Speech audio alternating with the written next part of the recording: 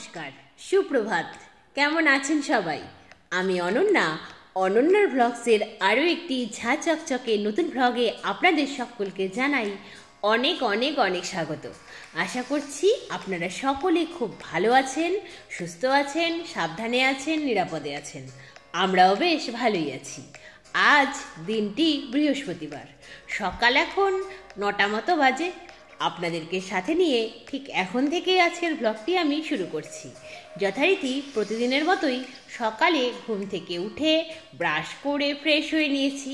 তারপর মায়ের সাথে সাথে টুকটুক করে বাসি কাজগুলো কমপ্লিট করলাম।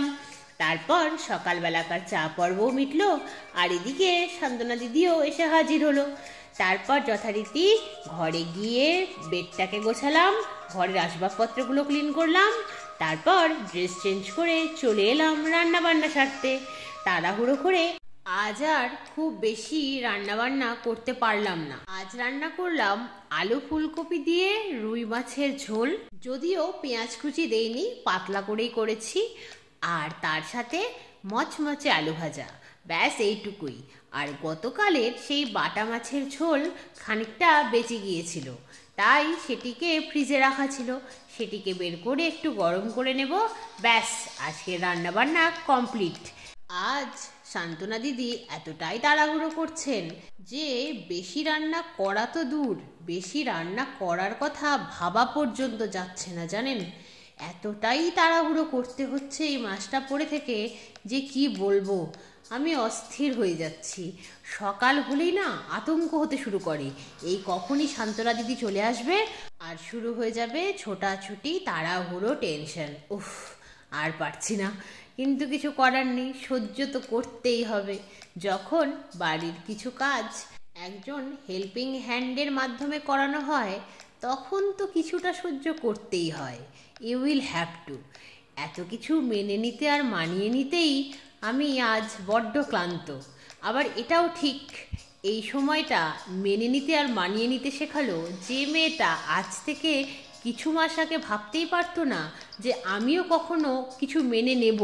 যা কিছু আমি পারছি না, আমার দম বন্ধ হয়ে আসছে, সেটিও আমি করতে থাকবো। সত্যি ভাবতে পারিনি, জানেন, জীবনটা এইভাবে বদলে যাবে। সত্যি বোধহয় এইভাবেই জীবন বদলায়। চোখের সামনে নিজের জীবনটা বদলাতে দেখে আমি যত না বেশি কষ্ট পাচ্ছি, তার থেকে বেশি অবাক হয়েছি, জানেন। এইভাবে যে কারোর জীবন বদলায়, আমি নিজেকে দিয়েই সেটা ফিল করছি প্রতি মুহূর্তে। অন্য কারোর জীবনযাত্রায় সেভাবে উকিঝুঁকি মারার স্বভাব তো ছিল না, সেভাবে বুঝিও নি হয়তো, কিন্তু নিজেরটাতে হাড়ে হাড়ে অনুভূত হচ্ছে, বাবা কোথায় ছিলাম আর কোথায় এলাম, কি ছিলাম আর কি হলাম। সত্যি 2024কে কুর্নিশ কত কিছু শেখালো আমায়। সত্যি বাবা, বছরটা ভীষণই টাফ ছিল আমার কাছে। হট করে একটা মানুষের জীবন বদলে গেলে তার ওপর দিয়ে যে কি চলে, শুধু সেটা সেই মানুষটাই বলতে পারে, বলুন। যাই হোক, বদলে যাওয়া জীবনে বেশ ভালোই মানিয়ে নিয়েছি। তবে হ্যাঁ, কষ্ট যে হয় না তেমনটা নয়, পুরনো জীবনের কথা মনে করে ভীষণ কষ্ট হয় আমার, কিন্তু কিছু করার নেই, মানিয়ে নিতে হবে, মেনে নিতে হবে। দেখুন, আপনাদের সাথে গল্প করতে করতে আমার কিন্তু রান্নাবান্না কমপ্লিট হলো। তারপর গ্যাস রান্নাঘর ক্লিন করলাম। তারপর ঝুড়িতে থাকা মেজে রাখা বাসনগুলোকে বাসনের র্যাকে গুছিয়ে রাখলাম। তারপর ছাদে গিয়ে ভিজে জামা কাপড়গুলো মেলে দিলাম। আর দেখলাম মা 4 সপ্তাহ আগে যে ছোট্ট গোলাপের ডালটা পুঁতে দিয়েছিল মাটিতে আড়াআড়িভাবে, সেই গোলাপের ডাল থেকে কুঁড়ি তো এসেছিল, কিন্তু মা বলেছিল ফুল না ফোটা পর্যন্ত শিওর করে বলা যাচ্ছে না। সেই জন্যই অপেক্ষায় ছিলাম। আজ সেই কুঁড়ি ফুলে পরিণত হয়েছে, তাই ভাবলাম আপনাদেরকে দেখাই। গত সপ্তাহে কমলা গোলাপ তার পসরা সাজিয়ে বসেছিল, এই সপ্তাহে গোলাপি গোলাপগুলো তার পসরা সাজিয়ে বসেছে। এটা ঠিক, ছাদ বাগান কিন্তু আমায় নিরাশ করেনি। ওদেরকে একটুখানি দিলে ওরা আপনাকে ভরিয়ে দেবে, এটুকু তো গ্যারেন্টি। তারপর হঠাৎ করে মনে হলো ছাদ বাগান ঘুরে দেখতে গিয়ে স্নানটাই তো সারা হয়নি, তাই তাড়াহুড়ো করে নিচে এসে স্নানটা সেরে ফেললাম। আর আমার রান্নাবান্না চলাকালীনই মায়ের স্নান সেরে পুজোটা কমপ্লিট হয়ে গিয়েছিল। মায়েরও পুজো হলো আর এদিকে আমিও স্নান সেরে এলাম। তারপর মা মেয়েতে মিলে লাঞ্চটা সেরে ফেললাম। তারপরেই হঠাৎ করে গ্রাম থেকে কল এলো যে আমাকে গ্রামে যেতে হবে, একটা আর্জেন্ট কাজ আছে। তাই সেই জন্যই আর সময় নষ্ট না করে রেডি হয়ে বেরিয়ে পড়লাম গ্রামের উদ্দেশ্যে।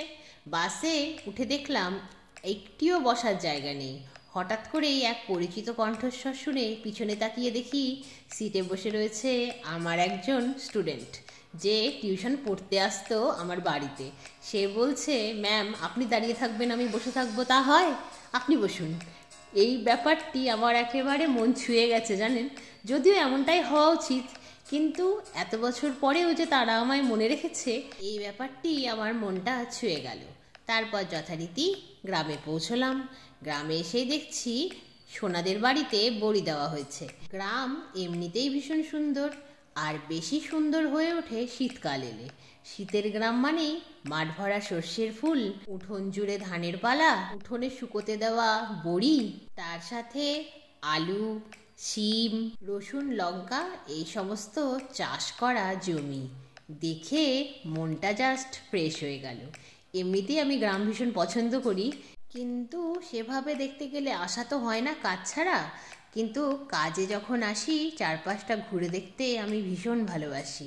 তার সাথে দেখলাম কিছু গৃহপালিত পশুর ভালোবাসা, যেমন দুটো বাছুর একে অপরকে ভালোবাসছে, একটা ছোট্ট কুকুরছানা নিজের মতো করেই খেলছে, আর সবচেয়ে কিউট হলো এই পায়রাটি।